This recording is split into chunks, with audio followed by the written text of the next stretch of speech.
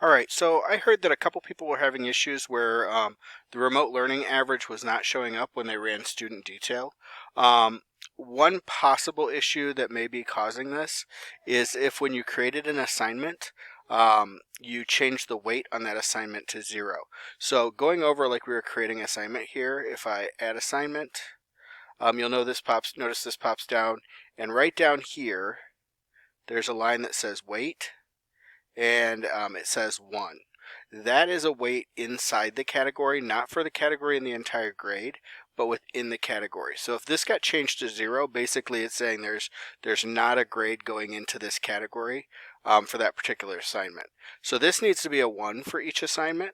It's a pretty easy fix. It's just unfortunately kind of tedious.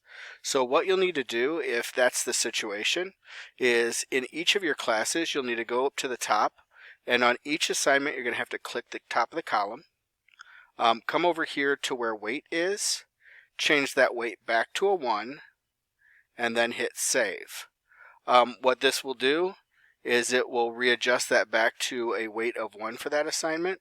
And you're going to have to go through and do that for each assignment in remote learning and in each section. Unfortunately, since grades are already entered in these, there's no quick blanket like change it in one section and copy it to the other 3 that I could find. I'm not a total expert on this, but this is one issue that could be causing remote learning not to give an average in your student detail reports. Again, to fix, just click on each column top, change the weight to a 1, click save, and then just kind of progress through to each column as you go through the grade book, and that would have to happen for each grade in the remote learning, going through the remote learning time period that we had. I hope that helps. Again, there might be some issue going on, but that is one issue that I noticed came up for a couple people where the remote learning was not showing an average in their student details. All right, hope that helps. Bye.